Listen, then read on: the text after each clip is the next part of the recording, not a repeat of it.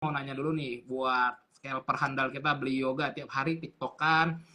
Kerasa beda nggak nih di 2024 begitu kita masuk jebret Januari langsung ada hawa-hawa aneh ya, hawa-hawa yang berbeda, terutama di IPO yang ada di Januari ini. Ada nggak perbedaan ketika 2023 culture-nya dengan 2024 nih? Mungkin dari beli yoga ada pandangan untuk scalpingan ya, untuk market scalping kita.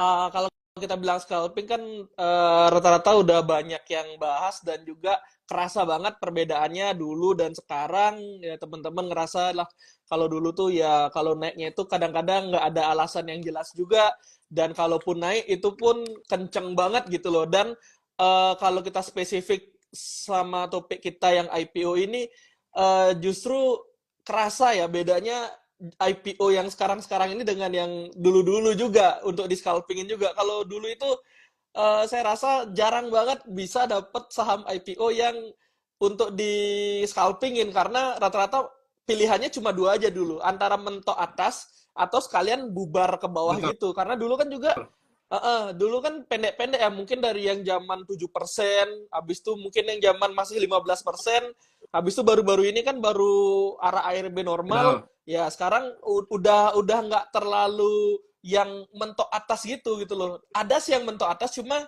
kalau kita lihat di antara 8 IPO paling kayaknya dikit ya. Saya lupa sampai yang ada arahnya nutup atas ya, dan nyawanya nggak panjang kayak dulu. Dulu kan kita sampai punya istilah arah berjilid-jilid. Sekarang ya agak sedikit kangen ya dengan arah berjilid-jilid itu. Kayaknya arah-arah kayak dulu tuh sudah menjadi sebuah hal langka ya di 2024. Iya. Saya ngerasa ketara banget ya.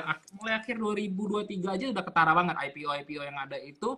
Terakhir kayaknya IPO yang keren cuman brand sama cuan ya. Yang mungkin membekas lah di 2023 akhir. Hmm. Setelah, kalau dulu saya ingat yang sering fenomenal tuh bank pertama ya. Ketika IPO bank, kemudian ADMR. Nah, akhir WIRG. 2023 ya, WIRG, dan terakhir di 2023 ada cuan dan juga brand nih yang Nah, sampai rally-nya nggak masuk akal lah, dan valuasinya ya kalau kita ngomong IPO mungkin valuasi nggak kita jadikan patokan kali ya. iya. Yang kita mau bahas nih beli yoga, kalau ngomongin IPO apakah sebenarnya ini barang yang cukup menarik untuk benar-benar ditunggu para scalper? Saya pernah ngobrol-ngobrol tuh dengan beberapa praktisi scalper. Mas, kita itu scalpingan harian jarang tiktokan karena market terasa susah ya 2023, dan kita cuma nungguin IPO, terutama IPO yang ada warannya. Nah, gimana nih menurut pandangan dari beli yoga sendiri, apakah benar sekarang para scalper tuh cuma rata-rata kebanyakan nunggunya fenomena IPO dan juga IPO yang ada warannya? Sebenarnya iya kerasa banget, karena kapan hari itu kalau kita compare ketika ada IPO dan ketika IPO-nya udah nggak ada. Maksudnya bukan udah nggak ada. Jadi kayak udah semingguan atau beberapa hari lewat saham itu, ya market balik lagi ya nggak ada yang bisa di scalpingin ya. Ini konteksnya adalah teman-teman kita yang scalping tapi memang ya budgetnya besar-besar. Kalau saya kan ya masih ada aja yang bisa di scalpingin karena range scalping saya itu 100 Betul, jutaan. betul. Kalau teman-teman kan mungkin ada yang sampai ya nggak berseri lah untuk mau hakanya sampai bingung input lotnya gitu loh. Jadi ya jelas bagi mereka itu nggak ada yang menarik, karena yang menarik itu kan kayak brand kemarin, wah volume bisa besar gitu. Terus kayak ya kalau kita sebut ya disclaimer juga kayak Cegas kemarin itu kalau lagi bangun kan itu volume bisa gede-gede juga gitu. Jadi kan saya rasa di sanalah makanya kenapa bilang kalau scalpingan ya mereka di IPO aja, karena so far beberapa volumenya ada yang memang ya bisa dipakai untuk mereka main juga di sana. Tapi memang ada yang langsung juga ARB kemarin itu kita tahu lah, ada beberapa IPO yang ya murni cuma nyari modal ya, namanya aja pasar modal ya. Jadi murni IPO-nya untuk mencari modalnya mereka doang, kitanya ya udah. Jadi kita harus pintar-pintar juga gitu. Oke, banyak banget ya. Mungkin balik lagi tergantung, tadi beliau bilang tergantung dana lah, tergantung dana yang dipakai untuk scalpingan itu sendiri. Kalau misalnya range-nya masih katakanlah 100 mio ke bawah, maybe masih ada aja barang yang bisa di tiktokin ya. Tapi kalau mungkin dananya udah jumbo, agak repot sih scalpingan dengan duit yang gede, entry lot-nya susah ya kan. Dan juga kita pikir IPO sekarang tuh agak aneh. mungkin 2023, aduh saya lupa lagi totalnya ada berapa perusahaan gitu yang IPO. Ada sampai ratusan nggak ya? Saya kemarin ada bikin konten, lupa saya. Ada yang itu nggak Ham, IPO di 2023 tuh ada berapa, bro? ya kayaknya nggak sampai lewat 100 lebih gitu lah. Nggak sampai 200-an Kayaknya pokoknya, 100-an ke bawah lah. banyak, Ya, dan juga awalnya kan orang pikir kalau kayak IPO itu pasti cuan, pasti ya. jadi sampai banyak yang ngantri di ARA ya kan, banyak pagi-pagi sudah pasang bracket order di ARA. Nah sekarang itu saking banyaknya orang mau ngantri di ARA, akhirnya biasanya IPO-IPO yang terutama 2024 awal ini open langsung dibanting tuh, entah dia dibanting ke Hmm. opening, entah dia banting sampai ARB. Contoh banyak kemarin apa ya, Cegas juga kalau nggak salah hari pertama langsung dibuka tuh arahnya, langsung kebongkar. Nah, ketika sudah dibongkar rata-rata barang-barang ini nanti diserap lagi nih sama nggak tahu ya, mungkin sama UW-nya sendiri ya, underwriter sendiri. Kalau dari Beliyoga sendiri, apa sih yang jadi parameter misalnya IPO ini menarik nih untuk kita scalpingin? Ini apalagi Februari bakal lebih banyak lagi nih ya, di bulan depan Iya, kita akan ada IPO berapa barang tuh? Bulan ini kan iya, 8 ya, Bro? Bulan ya, depan bulan ada ini berapa? 8. Bulan ini ada 8 yang sudah IPO dan 9 nanti tanggal 30 ini SMGA IPO juga. 9 total. Kalau nextnya itu ada banyak ya, ada Ali, TOSK, Meja, Baik. Ya lucu-lucu lah namanya. Jadi kurang lebih, ya lucu-lucu namanya IPO Februari nanti. Jadi kalau ngomongin, kalau dari saya, apa yang parameternya bagus apa enggak, eh, sekarang nih saya lagi gini nih, lagi menandai siapa nih uwe-uwenya yang hari pertama itu suka ngabisin barang gitu. Jadi saya lagi kayak punya punya catatan pribadi nih. Oh, si ini nih mainnya hari pertama kayak gini nih. Jadi saya ingetin aja nih, oh ini lu cara mainnya kayak gini, karena kalau kita bilang parameter fundamental ya kita tahu ya itu ya dia dipoles-poles dikit-dikit biar cantik, atau bahkan jujur aja ini belum untung gitu kan, ada yang kayak gitu. Kalau teknikal belum ada chart. Jadi kan satu yang bisa kita patok itu cuma siapa sih yang menjamin emisi ini, atau siapa sih yang uh, bantu emiten ini untuk melantai di bursa. Nah itu sekarang yang bisa dianalisa nih. Jadi kemarin saya udah punya lah beberapa, oh ini gue harus blacklist nih kalau lu yang nge-IPO-in, gue harus hati-hati nih, lu kerjaan hari pertama udah net sell aja apa. Jadi saya tendai gitu loh. Jadi saya, kalau saya ini belum bisa di-share banyak karena ini masih personal juga dan masih masih belum tahu kebenarannya, karena kan baru 8 doang Betul, nih kita ngetesnya. Kita nggak betul. tahu nanti gitu. Jadi belum belum ada backtestnya, atau belum ada yang, kalau kita bilang kan analisa scalping misalnya bid offer, ya itu kan bisa dibuktikan karena ya emang Betul. biasanya seperti itu. Kalau ini kan kayak ya akan diubah-ubah terus, kayak yang Benz bilang dulu selalu arah berjilid-jilid, tapi kemudian market terbiasa berubah lagi. Saya takutnya ketika di-share kan market terbiasa nih, jadi dirubah lagi karena segitu dinamisnya untuk melakukan penyesuaian. Ibaratnya benar-benar berlaku kata-katanya Opa Buffett yang pokoknya ketika yang lain takut, tiba-tiba ternyata si Uwe-nya ngambil sendiri gitu. Kalau kalau lihat fenomenanya pernah terjadi, saya lupa nih, ada IPO kemarin itu ARB langsung arah juga tuh dekat-dekat sesi 2 itu, bukan arah ya, ARB ke closing opening kayaknya. Itu antara Cegas, Nice atau apa saya lupa. Itu kan benar-benar kayak di luar dugaan banget itu loh. Ya jadi Di luar seperti itulah. mulu. Kebetulan Iya, kita di grup ada main Cegas ya di Jumat ya. Nanti kita bahas Cegas deh mungkin. Sebelum kita bahas yang IPO fenomenal tahun ini ya, mungkin teman-teman boleh nih share parameter apa sih biasa yang teman-teman, mungkin kita juga bisa sambil belajar ya sama para penonton teman-teman di sini. Parameter apa sih sebenarnya yang teman-teman pakai nih untuk bertransaksi atau malah ikut big building di IPO gitu? Entah itu baca prospektus, entah itu underwriter seperti kata Beliyoga, entah itu parameternya apakah dia karena akselerasi atau papan pengembangan atau papan utama, atau juga mungkin parameter evaluasi, bisnisnya, ownernya, mungkin boleh komen yang banyak di bawah guys. Komen di bawah kira-kira parameter apa nih yang paling konkret ya, yang paling konkret, yang paling biasanya teman-teman jadikan patokan. Yang teman-teman bilang, wah kalau IPO-nya punya kriteria parameter A, B, C, D, saya ikut. Atau misalnya saya akan ikutan IPO kalau beli yoga, ikut aja. Parameternya adalah beli yoga. Nonton YouTube dulu ya. Silakan boleh di komen nih teman-teman ya. Kebetulan banyak banget. Saya rasa memang yang bikin market itu volatile dan transaksinya cukup jumbo itu adalah para IPO ini. Mungkin bursa juga memaksa banyak perusahaan IPO karena untuk transaksi. Tujuannya kan balik-balik ke volume, bro. Volume transaksinya. Kalau beli yoga sendiri ya, ini silakan komen dulu teman-teman. Kalau beli yoga sendiri, apakah parameter lainnya seperti waran, kemudian juga ownernya, ibarat latar belakang perusahaan lah, apakah jadi parameter, buka dulu, misalnya baca-baca dulu, siapa sih yang punya cegas, bisnisnya apa nih misalnya. Apakah itu jadi salah satu parameter nggak, selain underwriter, misalnya seperti latar belakang bisnis lah, siapa orang di belakangnya, apa bisnis di belakangnya gitu.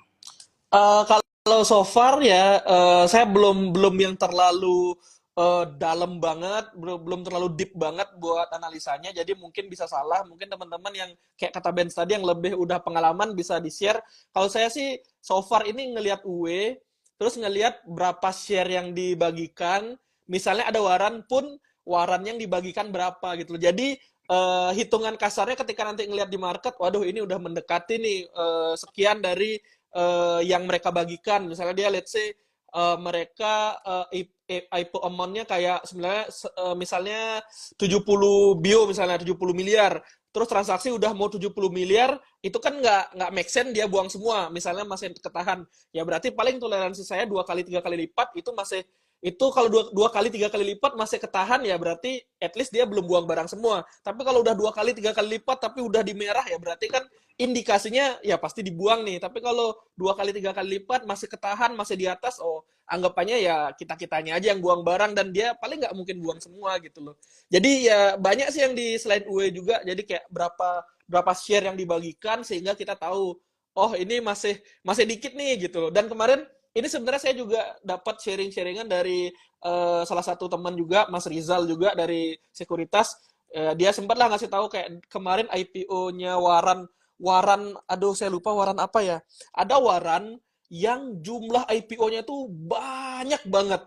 Saya lupa nih, mungkin teman-teman ingat nih, share amount-nya si Waran ini gede banget, sehingga nggak mungkin 1 hari 2 hari doang dia untuk bongkaran. Jadi itu lama untuk warannya ketarik, dan itu warannya fenomenal banget. Saya lupa, bukan bukan cegas yang dari 40 ke 200, tapi ada yang lebih gila juga, karena amount share-nya banyak banget, berapa berapa juta, berapa ratus juta lembar gitu yang dibagikan ke masyarakat. Itu ternyata lumayan juga jadi pertimbangan untuk kita yang mau nyari IPO. Tapi saya bisa aja salah nanti. Cuma kalau saya so far ya lagi nyoba-nyoba ngulik-ngulik di sana sih. Cuma nggak dalam banget kayak yang, waduh ini bergerak bidang apa gitu. Ya kalau gerak bidang apa sih ngelihat. Cuma yang kayak nggak jadi terlalu gimana-gimana. Karena toh orang rata-rata IPO apa sih bro dilihat ya paling ya spekulasi juga gitu. Jadi ya at least kita ada pegangan UE siapa, berapa yang di-share, udahlah gitu. Tapi kalau untuk siapa orang di belakang, itu saya rasa akan menarik ketika memang sebelumnya udah ada yang terbukti. Kalau kita misalnya nggak ada yang terbukti nih, kita cuma kayak cocok logi, oh nih punyanya si siapa misalnya, punyanya grupnya Salim misalnya. Ya tapi nggak pernah ada track record kalau grupnya Salim yang IPO dia kenceng gitu. Kalau kemarin kan kayak grupnya Pak PP itu brand cuan, ya market meresponnya gila-gilaan gitu loh. Dan saya rasa fenomena market merespon ngelihat orang di belakang tuh saya nggak tahu ya apakah akan se-hype kemarin Pak PP apa enggak, karena jarang banget kejadian 2 kali. Dan ya ibaratnya gini sih, orang udah tahu semua ya ngapain, gimana itu caranya works lagi gitu loh, karena orang-orang berarti udah aware dan orang-orang udah nantikan, oh ini ada ini lagi. Ya agak-agak sih bro menurut saya. Betul, betul, betul. Wah, kita punya penonton udah tembus resis, bro. Udah 100. Wah, Ternyata malah keren, pada nungguin kita nih, bro. Waduh, keren. semoga yang nonton baik dari rumah maupun yang lagi ngedate ya, semoga ilmunya bermanfaat. Karena ini kalau bahas IPO itu mungkin kalau kita live 7 hari 7 malam kagak habis-habis ya. Tadi ada yang komen nih, bro. Apa sih sebenarnya peran underwriter ya atau si UE ini sebagai penjamin emisi? Apakah sebegitu sentralnya dia punya peranan nih sampai nyetirin suatu perusahaan, entah itu di baliknya bisnisnya, entah jual cuma nasi uduk ya kan, terakhir ini kan ada yang jual ayaman lagi, jual penyetan lagi ya kan. Apakah sebegitu sentralnya peran underwriter nih? Kalau menurut beli yoga sendiri gimana nih untuk UE? Kadang ada yang perusahaannya UE-nya 1, ada yang 3. Nah, apakah kalau dari sudut pandang beli yoga gimana nih untuk underwriter? Karena underwriter nggak harus 1 ya, bisa jadi 3. Ada yang solo, ada yang kolaborasi. Menurut beli yoga gimana? Jelas perannya mereka penting karena yang punya barang di market, ibaratnya kalau kita tahu kita lagi trading, lagi scalping, oh ini bandarnya si ini gitu. Kita aja kalau trading biasa, ketika tahu oh ini punyanya si dia ya, kita akan tahu oh dia habitnya seperti ini, polanya di market seperti ini gitu. Ya kita kan aware dan kita tahu strateginya. Samalah dengan underwriter karena yang mendistribusikan saham perusahaan ya mereka. Makanya kenapa fokusnya kita jadinya ke mereka karena mereka yang akan mendistribusikan barangnya ke kita. Jadi kalau kita nggak tahu nih, oh ini kayak kita tahu oh ini tipe tipe dagangnya kayak gini nih, ya berabe juga gitu loh, asal-asalan. Karena saya sih pertama tim yang denial ya karena ah masa sengefeknya itu ini kan pengaruh market juga bro gitu. Saya juga mikir tuh. Tapi setelah melihat 8 IPO ke belakang, wah ternyata repeat itself. So far repeat ya. Jadi kayak, wah ini apa sih ini? Jadi kadang-kadang ada yang kayak gitu sih. Karena saya melihat ini banget ya, banyak sudah youtuber-youtuber, para influencer-influencer suka ngebongkarin IPO sekarang. Entah dari sudut pandang macam-macam sehingga I think kayak UE ini akan mengubah habit tadi ya. Kita Ya. garis bawahi dulu underline-nya tadi adalah kata-kata habit.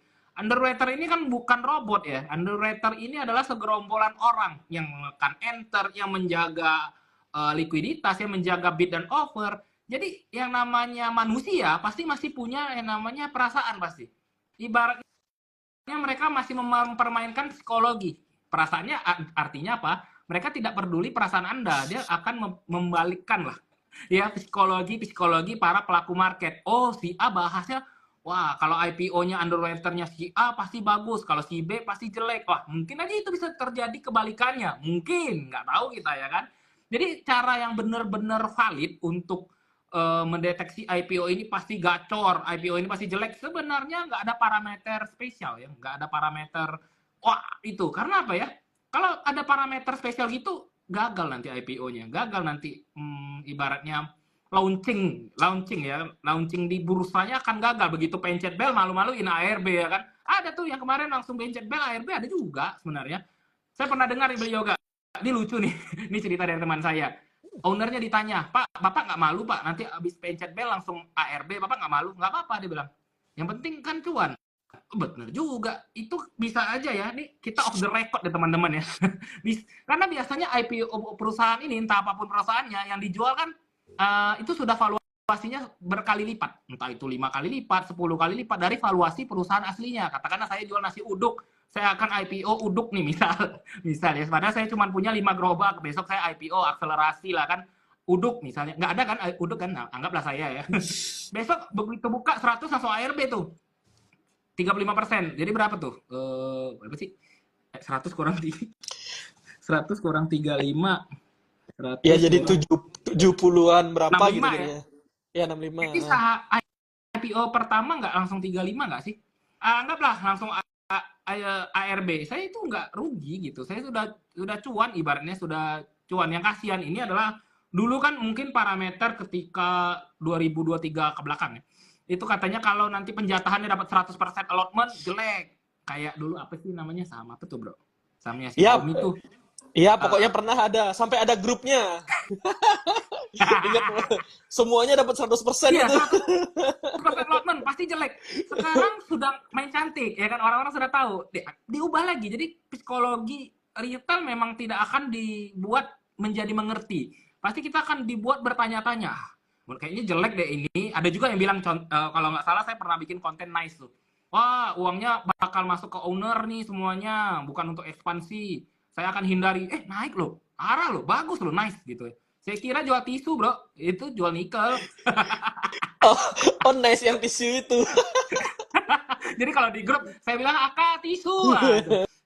Jadi ibaratnya kan berarti UE-nya atau para pelaku-pelaku IPO ini mempermainkan psikologi yang dianggap retail kebalikan. Ah, jelek nih, malahan dibuat naik. Ketika dibuat naik terus-menerus, psikologinya kan berubah, Bro. Wah, kayaknya naik boleh deh. Kayaknya direkomendasi sama grup A, grup B. Kayaknya tadi beli yoga juga scalpingan di naik deh. Kayaknya naik deh. Saya besok coba jebret ARB. Misalnya kita nggak tahu. Ya kan bisa aja. Kemarin kan pernah tuh. Cegas naik semua ARB berjilid tuh. Pernah tuh di tanggal 12 Januari kalau waktu kita di Jakarta tuh semua ARB Iya. gitu. Psikologi berubah lagi. Wah, betul tuh jelek. Begitu orang cut loss dinaikin lagi. Jadi intinya nggak ada parameter yang bisa menjanjikan the next one atau the next brand atau the next ADMR atau the next call atau the next WIRG. Nggak ada yang tahu, nggak ada yang bisa mengalahkan satu parameter ordal ya bro. Saya dapat quote ini dari mana? Jadi ini bukan saya yang ciptakan, jadi saya dengar dari orang. Ketika ada sesuatu yang embel-embelnya the next of ini, berarti nggak jadi udah. Apapun the next of ini killer, udah. Saya belajar dari kripto kayak, tapi saya lupa siapa spesifik yang ngasih tahu. Coba pokoknya kalau udah kata-kata pertamanya ini adalah the next ini, nggak jadi. Kalau lu bilang the next ini kan orang-orang berarti berharap. Dan Betul. harapannya itu kan ya berarti ya masa lu ngajain semua orang ini kaya bareng, nggak bisa dah bro gitu loh. Bener. Jadi kadang-kadang saya lucu juga. Banyak orang ikut nih, berbondong-bondong ikut big building. Ngomong-ngomong beli yoga pernah nggak ikutan, ikut IPO, big building itu pernah nggak? Ikut penjatahan gitu. Pesan sebelum IPO pernah nggak? Pesan IPO terakhir saya itu GoTo kayaknya. Boleh nggak kita minta pendapat dari beli yoga sendiri? Bagusan kita ikut pemesanan IPO atau kita beli di market aja deh gitu? Boleh nggak? Kasih sedikit pandangan dari disclaimer ya buat teman-teman ya, ini pandangan masing-masing kita ya. So far sih menurut saya di antara semua IPO ini kalau kita bilang anggap semua IPO ditembak ya, deret semua IPO diambil, ya saya rasa selalu akan ada potensi dapat profit ya. Maksudnya dapat kalau kita langsung buru-buru jual ya, bukan yang kayak ini aku berharap dia arah. Iya. Itu yang kayak saya nggak bisa menjamin, tapi yang kayak aku ikut book building, aku ikut penjatahan, ya nanti kalau dia cuan aku udah TP. Nah itu pasti potensial bisa profit. Menurut saya bisa profit. Tapi yang kalau expect lagi kayak zaman dulu arah berjilid-jilid, nah itu agak susah. Nah jadi balik lagi, kenapa saya nggak ikut ngambil IPO? Sekarang kan banyak banget IPO-nya ya bro ya. Jadi banyak banget tuh harus standby untuk available dana T+2-nya. Nah, dana saya kan ya tipis lah untuk di sini di Tech Token, jadi ya nggak ikut semua. Jadi mending better ya dah saya ikut di market aja deh, ngeramein. Toh habitnya sekarang juga nggak langsung gembok atas, paling ya main-main di bawah dulu. Kayak yang bro bilang tadi, sebelum diarahin dia dikempesin dulu, buat orang takut dulu. Kalau emang barang bagus ya diangkat lagi. Cegas sebenarnya banyak yang bilang itu barang bagus gitu, dibilang karena apa gitulah. Ya hari pertama meragukan. Tapi kalau dilihat-lihat kan, walaupun sekarang dia kayak gini mainnya ya, dia kan sempat 1.000 bro. Itu kan kayak di luar nalar lu, kayak kalau lu bilang dia jelek, lu lihat nih hike-nya dia tuh 1.000, lu mau bilang dia jelek gimana? Memang ketika 1.000 ke 200 ya itu nggak pakai mikir, tapi kan lu bilang jelek, lu bilang jelek kan UE-nya lagi presentasi nih sama emiten, kenapa saya ribut gitu? Bos 1.000 bos. Oh iya ya, nggak jadi marah dia. Oh iya pernah 1.000 ya. Pernah 1.000 kita ya kan gitu dia. Lu mau marah apa? Ya ini kan sekarang giliran kita nyari duit bro gitu. Mungkin UE-nya ngobrol lagi meeting sama emiten mungkin gitu ya. Ya ini kok kita gini sekarang ya. Nih bro kita udah pernah buat 1.000. Sekarang kita nyari duit lah nih bro. Masa nggak nyari duit gitu? Kan gitu kali ya percakapan internalnya mungkin. Yang penting 1.000 nih PO bos, senggol dong ya. Saya ada yang lucu-lucu nih, saya mau share sedikit beli yoga. Sebenarnya ini nggak boleh saya ngomong sebenarnya ya. Jadi contoh gini, saya dulu pernah nge-live sama Mas Bekti, saya pernah nanya, Mas pernah nggak sih ikutan IPO kayak gitu? Dia bilang nggak pernah Mas, soalnya kan dana kita jadinya kelok, dapatnya dikit lagi ya kan 2%, 5%. Ini ada dua sudut pandang yang akan saya kasih ya. Mungkin beliau gak salah satunya gitu. Dan saya juga jujur nggak pernah ikutan IPO sejak dari dulu. Pernah sekali banget ikut trin. Dan itu kapok. Kenapa? Karena akhir-akhirnya saya punya barang sisa. Kalau nggak salah saya punya Trinway gitu ke sisa. Cuman berapa lembar lah, nggak bisa kejual, repot gitu kan. Saya ikutnya cuman waktu tuh duit terbatas, cuman ikut berapa ya? 1-2 juta lah. Dapatnya cuman berapa lot gitu, 2 lot apa 5 lot. Sejak itu saya nggak pernah lagi mau ikut IPO. Tapi ini disclaimer ya teman-teman ya, untuk yang teman-teman IPO hunter, saya nggak pernah melarang Anda untuk ikut pemesanan, karena kalau kita menggaungkan jangan ikut IPO nanti kita kena marah bursa bro. Saya lagi disponsori bursa lagi nih, nanti enggak ya. Jadi saya enggak saya tidak pernah melarang teman-teman untuk ikut pemesanan IPO. Ini cuma sudut pandang saya dan beli yoga. Karena apa? Karena ibaratnya duit kita memang dikit ya, duit memang jujur aja duitnya terbatas. Ketika di lock 2 hari kan nggak bisa trading karena duitnya kekunci, dan ketika penjatahan nanti nggak langsung balik besoknya ya, atau T+2-nya baru balik duitnya. Nah, jadi ibaratnya ada spare 2 hari, harusnya bisa tiktokan ya, harus bisa scalpingan barang lain, duitnya kekunci, dan ketika dapat juga duitnya nggak maksimal. Tapi ada juga, saya nggak pernah mau trading saham kecuali ikut IPO. Soalnya ikut IPO saya cuan mulu. Boleh, itu boleh banget. Ada juga beberapa teman saya, prinsipnya saya hanya mau trading ketika ada IPO. Dan memang benar-benar dipelajari, bro. Jadi, kalau yang mau ikut pemesanan IPO, saya rasa itu benar-benar harus baca detail lah dari semua parameter ya. Bukan cuma UE-nya. Mulai dari prospektusnya dibaca, valuasinya dibaca, latar belakang perusahaan di belakangnya siapa dibaca, kemudian bisnisnya apa, prospeknya bagus sama enggak. I think itu baru boleh ikut pesan IPO. Kalau nggak wise ya, kalau semua IPO ada 9, ada 200, semua ikut, itu nggak wise. Karena apa? Belum tentu dari 61 IPO, katakanlah di 2024, Anda ikut semuanya itu cuan. Malahan takutnya gara-gara 5 IPO saham yang jelek, membuat Anda jadi nggak ke cover cuan-cuan yang lain, ya nggak bro? Dan satu strategi lagi nih, saya pernah dengar juga satu, nggak tahu nih, beli yoga pernah dengar nggak? Ada teman saya, spesialis IPO hunter bro. Jadi kerjaannya adalah, kan allotment dikit, ini strategi. Tadi kan saya takut dimarahin bursa ya, nanti bilang, tidak mendukung program IPO. Enggak. Jadi ada juga ini tips and trick buat teman-teman. Jadi teman saya itu punya 10-20 account. 10-20 account, tekniknya lucu nih. Dia sengaja diisi, memang isinya 10 juta aja. 10 juta, 10 juta, 10 juta, 10 juta. Saya bilang, kenapa nggak ikut satu account 100 juta? Katanya kalau 100 juta, 99 juta atau berapa ya? Pokoknya kan ada allotment, duit sekian ratus juta sampai berapa, allotmentnya berapa. Kalau allotment yang duitnya berapa, dapatnya berapa. Jadi dia ada strategi khusus. Jadi saya share ya, sebagai nanti dibilang saya nggak pro IPO lagi. Jadi ada orang yang memang kerjaannya IPO hunter tuh menyiapkan banyak account bro. Saya sih nggak pernah mencoba dan belum tertarik lah untuk mencoba. Bukan 9 RDN lagi, dia 20. 20 RDN itu diisi 10 juta, 10 juta, 10 juta. Jadi ketika allotment-nya kan lebih banyak biasanya. Duit 10 juta itu dengan duit 100 juta atau duit 1M, itu allotment-nya ya 10 juta biasa akan lebih banyak. Saya nggak tahu apakah benar apa salah. Ini coba teman-teman ini sendiri ya, cek sendiri. Jadi dia 20 itu katakanlah dia memang pilih, tapi ya nggak semua IPO bro. Jadi dia pilih, misalnya katakan dia pilih saham A, saham B yang IPO, tapi dia beli dipakai 20 account. 20 account itu jadi nanti dijual-jualin. Jadi cuannya lebih maksimal, dapat barang lebih banyak. Katanya kayak gitu. Ini salah satu mungkin tips and trick buat teman-teman para pecinta IPO. Kalau ketemu barang bagus, tapi punya duit 1 miliar, nggak mungkin dapatnya biasanya 1 miliar. Pasti dapatnya dikit doang. 1% atau 2%. 1 miliar paling kalau 1% berapa sih? 10 juta ya?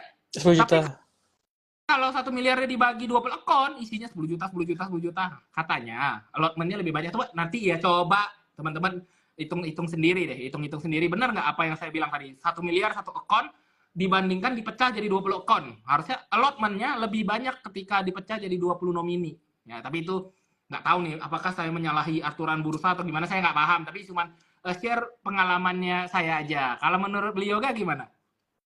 Iya, saya pernah dengar yang tadi yang dibilang sama Benz itu, ada temen, bukan temen sih, jadi kayak ada follower yang nge-share, Bang, aku ikut IPO di banyak sekuritas gitu. Dia dapat dia kayak emang ngambilnya dikit-dikit tapi jadinya maksimal semuanya kena. Nah, cuma fun fact-nya dan lucunya itu ada nih kita sapa dulu nih, ada komandan saham di sini. Itu kayak yang dibilang sama komandan. Jadi sekalinya zong itu bingung. Jadi ini dia bener. Jadi dia itu ada IPO yang zong, semuanya dapat dan bingung. Ini akunnya belum login anjir. Login yang ini buang. Login yang ini buang. Ya, nah itu jadi ya di kacaunya seperti itu, di hokinya kan ya kita jackpot, tapi kalau di boncosnya kan panik. Aduh ini akunnya nge-freeze lagi. Aduh ganti akun. Udahlah jadi susah ada. Bingung dah jadinya dah. Itu. Kayaknya kalau ada ikut IPO 20 account kayaknya harus ke Glodok deh. Rental handphone dulu ya. Rental handphone dulu. Nah, ini menarik banget ya, sudah cepat banget waktu ya. Perasaan baru ngobrol dikit. Sebelum kita masuk ke Q&A nih teman-teman ya. Ada yang bilang nih, Ya Bang itu Yoga malam ini tambah ganteng. Ah, aduh, anjay. komandan, Komandan komandan. suka kayak gitu. Jangan ini nih penyakit ini nih sendiri dia di kos. Lagi Kalau cuan banyak itu komandan. SID dapatnya sama aja. Malah dibagi-bagi ke semua akun kecuali belinya. Iya beda-beda. Beda SID ini masukan juga ya dari Bro Hendar Gedang. Kalau satu Ya, SID misalnya saya beli pakai YP, CP, YB, XL, XC, tapi namanya sama kita sendiri, itu akan dapatnya dikit. Tapi biasanya dipakai nomini memang. mm-mm. Nomini ya. Jadi nomini itu nama beda-beda. Entah Anda pakai tetangga Anda lah, nama ya biasanya untuk yang ini ya punya komunitas mungkin ya untuk komunitas mereka akan belinya rame-rame biasanya seperti itu. Saya nggak paham memang cara permainan seperti itu saya nggak ngerti ya. Jadi mungkin teman-teman boleh nih share-share juga tips and trick buat para pecinta cuan saham IPO. Sebelum kita masuk ke Q&A nih teman-teman ya, siapkan Q&A-nya nanti kita akan bahas ya di kolom komentar di bawah yang ada tanda tanyanya. Nah, dan ingat kita akan bagi-bagi hadiah nih teman-teman ya. Buat yang belum follow IG-nya Beli Yoga Arsana silakan di follow dulu ya. Follow dulu Yoga Arsana dan juga follow Ben Swiria. Jangan lupa buat teman-teman karena kita akan sering-sering ngobrol ya, sering-sering ngobrol supaya dapat banyak ilmu. Walaupun malam minggu kita isi dulu ilmu-ilmu kita ya nggak. Di ini ya teman-teman ya di kolom komentar ya untuk pertanyaannya. Saya mau nanya dengan Yoga nih, ngomong-ngomong tentang IPO. Kira-kira ada nggak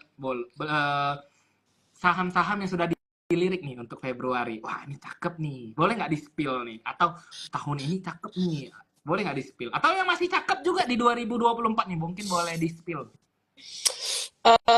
Kalau saya sih sebenarnya nggak sekarang ini lagi di momen nggak terlalu berharap banyak ya dengan IPO karena ya terlalu ekspektasinya berlebih jadinya kayak saya takutnya jadi nggak objektif ya. Jadi maksudnya adalah terlalu yang tadi Bro Benz bilang misalnya, waduh ini brokernya ini UE-nya si ini nih dia cara mainnya gini nih maksudnya takut jadi ke diri sendiri, wah denial yang seharusnya kita tahu dengan melihat marketnya ini nggak sesuai bro, ini nggak sesuai bro, tapi kan karena terlalu apa namanya over confidence dan wah enggak nih kayak gini nih ya jadi melawan diri sendiri jadinya ya makanya Betul, betul, betul. saya nggak terlalu yang sampai jagoanku ini nih nggak sih nggak ada yang jagoan-jagoan banget.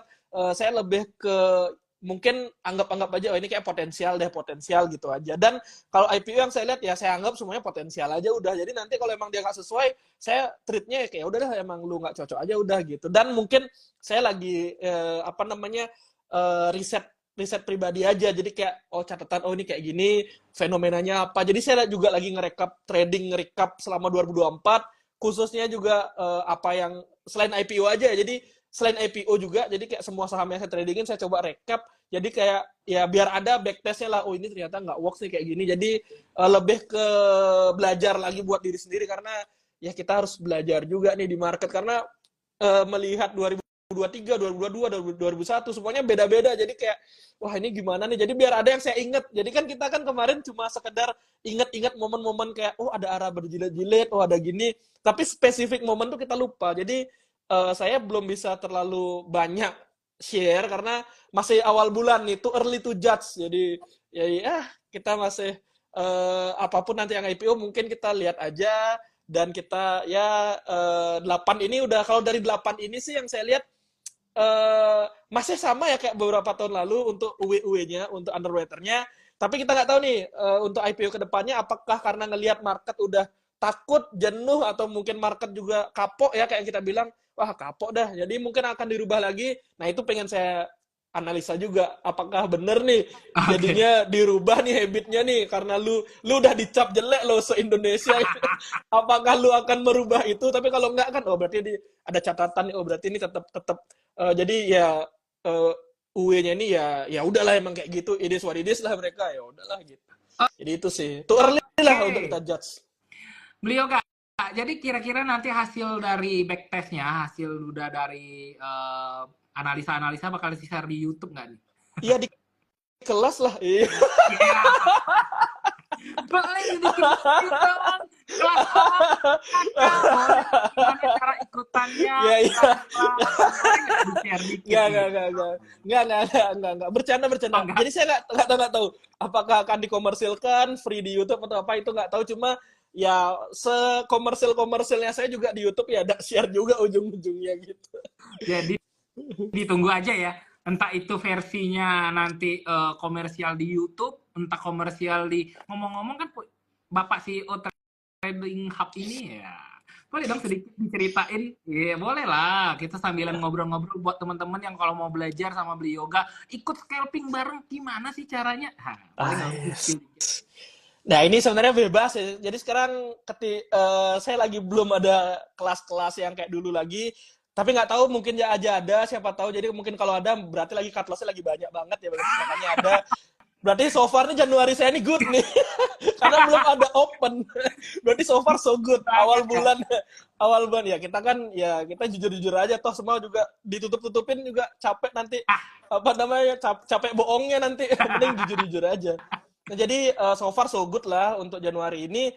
Dan juga kalau mau gabung ya saya kan ya sama kayak Brobes lah, kita satu bendera ya. Jadi ya KB Valburi join CP saya. Ya di sana sih saya sama teman-teman CP juga bareng-bareng trading. Oke. Itu ya buat yang nunggu kelas sabar aja dulu. Nanti akan segera kalau buat kelas spesial scalpingannya ya. Dan kita akan masuk coba ke Q&A. Coba sudah ada masuk nih beberapa pertanyaan, saya coba pilih dulu nih. Ini Koheri mantengin kita dari tadi terus, ini dia nih. Kayak dia lagi tidak malam mingguan nih, Komandan. Komandan Bapak Heri yang terhormat. Ini menarik nih.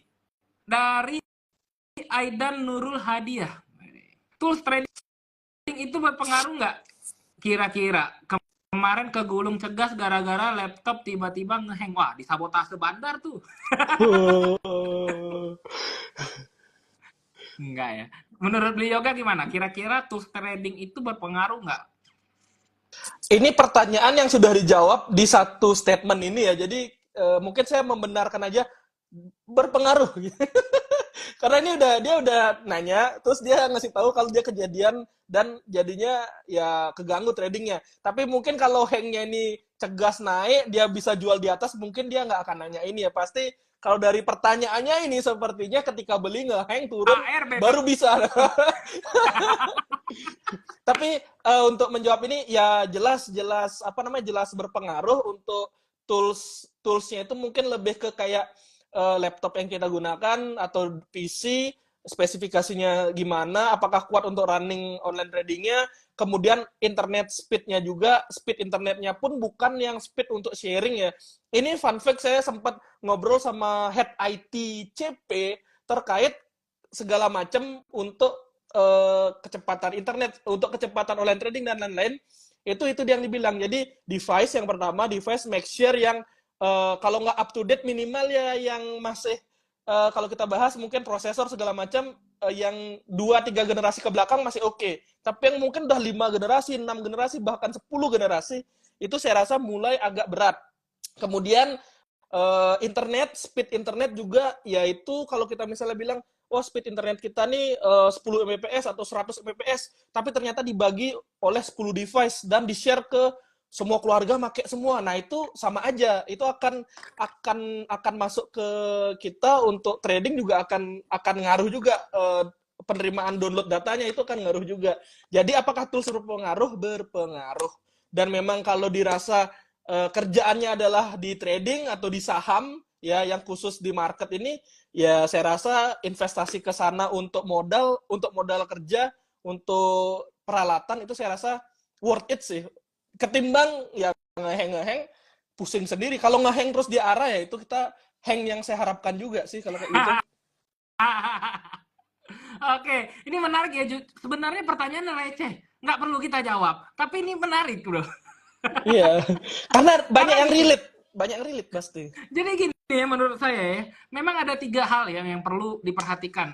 Kalau ikutan IPO dan juga cepet-cepetan di saham volatile, ya dengan catatan di saham volatile, pakai handphone itu tidak wise. Ya, pakai handphone itu tidak wise. Wah, beli yoga saya sudah dapat cegas nih, jual di berapa? Jual di berapa? Nunggu beli yoga jawab jual di berapa, keburu turun gitu. Mending buat keburu naik ya kan. Kadang-kadang kan orang nanya tuh, beli yoga saya udah beli nih cegas tadi. Di kuning jual di berapa ya? Baru mau diketik jual di berapa udah keburu merah lagi. Jadi itu yang pertama. Jadi kalau trading untuk yang cepet-cepetan seperti itu pakai handphone, bahkan even lu pakai iPhone 18 Pro Max ya. Itu tidak wise karena pasti akan lebih kecil ya, agak repot. Tapi nggak perlu juga beli laptop yang wah langsung spek gaming yang 30 jutaan, nggak usah. Saya pakai cuma notebook ya, jujur saya cuma pakai notebook yang murah meriah, harganya cuma 5 jutaan. Itu udah bagus dengan catatan memang jangan Core 2 Duo lah ya. Jangan pakai PC tabung gitu jangan. Jadi nggak perlu juga PC spek dewa gitu ya, ikut nanti beli yoga, beli monitor yang lebar gitu, nanti abis itu beli laptop yang harus MSI atau harus Legion, nggak perlu sih sebenarnya teman-teman ya, untuk pemula. Silakan aja pakai yang secukupnya aja dana ya kali lu isi RDN 10 juta, laptop pakai Core 2 Duo ya kan. Jadi be wise aja. Saya ya kalau saya pakai ini sekarang cuman Core i3 ya, Core i3 Asus yang murah meriah ya, VivoBook. Coba teman-teman cek deh di all shop. Spek notebook kecil-kecilan nggak pernah ngehang. Itu yang pertama laptop. Yang kedua memang internet ya. Kalau internet lu pakai tethering ya lama lah bro. Ya kan? Sudah mau scalping tethering, kuotanya 3 lagi. Nggak boleh sebut merek ya. Kuotanya yang bukan 4G lagi. Aduh, janganlah. Jadi kalau bisa memang harus pakai yang minimal berapa Mbps ya? 50 oke lah ya. 50 Mbps biasanya kalau saya sih oke, nggak tahu beli yoga berapa Mbps sih, 100 ya? 100. Jadi saya pakai 50 sih di kantor ya, 50 rame-ramean masih oke lah, 50-an biasanya 50 Mbps. Kemudian yang terakhir, penting nih, OLT bro. Nah ini penting banget. Begitu jangan sampai open langsung lu kena ke kunci ARB, OLT-nya pastikan juga. OLT tahu ya teman-teman ya, online trading. Jangan lu pakai yang 5 menit pertama nge-lag. Wah, mampus. Satu nggak dapat barang, dua mau punya barang nggak bisa jual, pakai yang bisa match di 0900.00, bisa bracket order jam 5. Ya, itu pakai CP ya. Pak Guri Masuk. Sekuritas. Masuk kan promosi saya? Tuh, masuk tap in-nya masuk nih. Numpung ada Jadi, Pak Bos kita nih, ada Pak Dewi nonton nih. jadi jadi kita itu, tapi ini benar ya, saya bukan gini, saya sama beli yoga bukan karena orang CP, kita banggain CP, enggak. Banyak sekarang OLT menjual promo mega speed lah, apalah. Coba deh, saya sih pengen banget ya bikin konten, itu mungkin berderet OLT-nya, saya pengen cek sama-sama, coba match-nya siapa duluan, saya pengen banget, di harga yang sama, barang yang sama, saya coba, pengen banget ya, saya coba. Tapi kalau beli yoga bisa coba duluan, silakan di kontenin di YouTube, bagus tuh. Saya pengen banget. Kita coba tuh, ada kan ultra fast order. Nah, itu tuh. Ada juga yang bikin sekarang menjualnya rata-rata saya lihat ada hampir 4 atau 5 sekuritas sudah menjual kecepatan. Jujur saya senang sekuritas akhirnya berlomba-lomba memberikan kualitas, bukan cuman memberikan ibaratnya branding lah ya, akhirnya lemot. Tapi jujur kalau selama saya pakai CP di opening market itu nggak pernah nge-lag ya, dan juga kita bisa bracket order, pasang jam, pasang malam aja nggak apa-apa, mau di jam berapa aja, kita nggak pakai jam kok, tapi otomatis akan sending ke server itu di jam 5 subuh ya, 5 WIB. Jadi otomatis akan tersending. Jadi katakanlah itu, ini cerita langsung dari teman-teman BTS ya, waktu itu di cuan kelok suspend berapa minggu ya, sebulan ya. Akhirnya itu CP keluar duluan ya. Benar nggak beli yoga? Nggak tahu beli yoga punya cuan nggak kemarin? Enggak. Saya lihat siapa ya postingan? Kayaknya postingan Pak Marbun Komandan. Iya, punya komandan tuh. Kayaknya cuannya keluar dengan selamat duluan. Padahal tuh barang ARB. Kok bisa? Nah, pakai CP, cepat punya cuan pastinya. Nah, nah itu ya teman-teman ya. Jadi kalau mau buka CP silakan hubungi kami berdua boleh. Kita bukan promosi tapi ini kita bicara tentang fakta. Ngomong-ngomong masih cegas nih. Ada yang nanya, L-Trader 79, view cegas Senin gimana beli yoga? Waduh, langsung dulu poin pertanyaannya. Kalau saya view cegas ya balik lagi karena ini saham yang cukup fenomenal dan saya rasa semua mata ke sana. Jadi mungkin sangat wajar ketika nanti teman-teman trading di Cegas ini itu pasti akan mengalami beberapa yang wah ini semua mata ke sana, semua traffic ke sana. Saya rasa emang apapun yang kita pakai itu pasti akan ngerasa waduh ini kenceng banget gerakannya, dan itu untuk teman-teman yang saya rasa kena FOMO-FOMO ya jangan sampai kita trading tapi kita nggak tahu gimana sahamnya itu bergerak gitu. Jadi hati-hati juga buat teman-teman yang emang belum tahu nih Cegas nih kayak gimana, tapi gara-gara nonton live ini besok langsung ke Cegas gitu karena di-mention terus nih sama Bro Ben sama Blioga gitu. Ya jangan. Makanya view saya ya kita lihat aja pergerakannya, tapi kalau saya sih kalau saya nanti lihat gerakannya lumayan kanan kiri lumayan kenceng banget bantingan naiknya, jadi mungkin saya akan lebih sedikit bijak untuk ya udahlah masih banyak saham lain juga gitu. Jadi saya akan fleksibel melihat market ya, tapi kalau dilihat dari semenjak di IPO saya rasa sih saya tetap untuk ya kalau mau di sana paling ya seberapa aja lah untuk masuknya dikit-dikit aja gitu lah. Oh, jadi kayak gitu sih kalau saya ya, kalaupun saya masuk sana saya nggak yang sampai sizing besar banget, jadi ya cilik-cilik awe dah biar sempat ngikutin hype-nya di sini kayak gimana gitu. Jadi bukan yang kayak gua harus cuan kotos-kotos di sini, enggak sih, enggak kayak gitu. Jadi harus kayak gitu juga sih menempatkan di nggak semua saham harus dikejar katanya Mas Bukti. Itu yang saya ingat tuh, keren banget. Teman-teman, ini Blioga ada yang komen ya, tapi pas trade-nya di CP suka nge-freeze kalau ganti emiten. Saya coba jawab ya, karena kita pakai CP. Coba diganti ke detach fast order. Coba pakai detach fast order. Untuk biasanya saham-saham yang volatile, itu pergantiannya memakan 2 detik, ya cetek gitu. Coba pakainya detach fast order. Nah, biasa fast trade-nya diganti, coba yang detach. Itu nggak non-lagging, lebih ini ya. Lebih real time. Nah, saya mau bagi-bagi hadiah dulu nih, beli yoga. Coba nanti Bro David dicoba ya. Bro David ini nggak tahu nasabahnya siapa, nanti dicoba aja. Kalau masih kayak gitu, coba chat kami berdua deh ya. Davidson 88 katanya nge-freeze tuh fast ordernya. Saya mau bagi-bagi hadiah dulu nih yoga, sebelum ngejawab, masih banyak banget pertanyaannya ya. Silakan teman-teman ya, screenshot sekarang. Harus ganteng-ganteng. Screenshot sekarang, live dari kita berdua, nanti silakan di post di story-nya dan tag kita berdua plus IDX Jambi ya, @IDX_Jambi.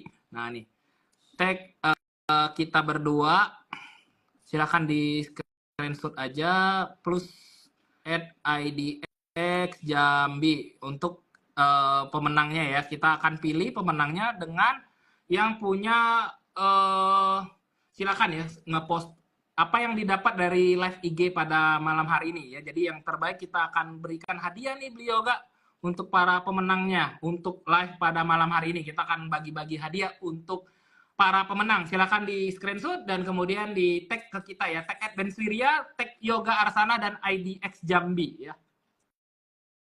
Nah ini, jadi nanti tag story-nya di @benswiria, Yoga Arsana dan IDX Jambi. Jangan lupa di follow ya ketiga-tiganya. Dan para pemenangnya akan saya share nanti di story. Oke, kita lanjut pertanyaannya nih. Masih banyak banget. Masih available nggak beli yoga untuk jawab pertanyaan-pertanyaan nih? Sorry kalau agak terlambat. Ada pertanyaan dari pengikutnya beli yoga nih. 0%. Mohon tanya beli, SMDR kedepannya gimana? Wah, boleh nggak nih di-spill nih? SMDR tuh pelayaran kayak Temas itu ya? Iya, Samudra. Gimana, ada view tersendiri nggak untuk saham Samudra ini? Saya lagi nggak depan laptop, jadi nggak ada sempat lihat chartnya, tapi saya ingat banget SMDR, Temas itu geraknya hampir sama ya, jadi kayak mereka kayak satu sentimen gitu ya, jadi kalau pelayarannya kemarin kena sentimen apa sih bro, yang apa? Red Ocean, oh benar. Saya kira saya salah bayangan nih, Red Ocean One Piece apa nih, bukan ya? Red Ocean itu ya itu sempat kena sentimen itu, tapi kita nggak tahu nih kemarin yang saya sih di Temasnya. Kalau lihat di YouTube saya kontennya itu di Temas ya, saya zong di sana ya. Jadi kalau SMDR sih so far ya view-nya kalau lihat teknikal aja sih kayaknya rebound kecil-kecilan dan ada koreksi di resistnya ya. Mungkin kalau saya sih view-nya gampang banget ya teman-teman. So far kalau yang saya lihat based on chart daily aja udah gitu. Jadi ini udah saya gembar-gembor dari lama lah emang chart daily emang lihat chart aja. Jadi teman-teman saya rasa lihat chartnya menarik atau enggak ya kita nanti keputusannya bisa dari sana. Dan juga dari Temas itu saya juga belajar ya, even candle-nya bagus atau ada potensi bagus, nggak menjamin juga besoknya dia langsung bagus. Itu kayak kalau dilihat ya kayak di YouTube konten saya yang coba dilihat itu langsung zong ya, baru trading udah zong di Temas. Jadi tetap juga diperlukan yang namanya batas apa namanya, batas SL kita di berapa, TP kita di berapa. Jadi jangan sampai, saya juga banyak banget lah dapet DM segala macam, beli aku nyangkut ini enaknya ngapain ya, aduh ngapain gue bilang gitu loh, kalau plannya tanya plannya apa gitu, saya maunya harusnya jual di sini sih, loh terus nggak jual, nggak tega ya, aduh ya udah saya kasih plan tambahan, ya udah plan kedua coba berdoa biar dia naik, dah gituin aja udah. Plan satu nggak, soalnya plan satu nggak terlaksana kan berarti tambah plan aja, plan selanjutnya berarti berdoa aja dia naik deh gitu, karena toh plannya nggak dilakuin. Jadi saya takutnya nanti ngasih view segala macam, ternyata untuk keputusan jual beli masih bingung juga. Jadi yang terpenting adalah udah bisa kita forecast, analisa, lihat gimana technical, fundamental atau sentimen segala macam. Nanti tentuin juga kita kalau ini nggak berhasil, kita harus batas SL, batas TP di mana gitu loh. Saya rasa sih untuk saat ini nggak akan ada perdebatan anti cut loss lagi ya, itu konyol banget kalau kita debat itu di topik kali ini. Jadi saya rasa sih itu aja sih view-nya untuk ini sekaligus menjawab ke depannya pertanyaan yang nanya saham ini gimana, saham itu gimana ya teman-teman. Oke, saya mungkin tambahin dikit ya untuk view SMDR, kebetulan ada yang nanya ya. Jadi SMDR kalau view teknikal dari saya aja, itu ketika kalau jebol 320-nya ya buang aja dulu. Jadi ada berpotensi dia akan menguji lagi supportnya di 320. Ketika closingnya itu di bawah 320 boleh pertimbangkan buang dulu buat yang punya barang. Kalau yang belum punya barang, coba dipertimbangkan untuk di level-level 320-an ya, 322, 320. Mungkin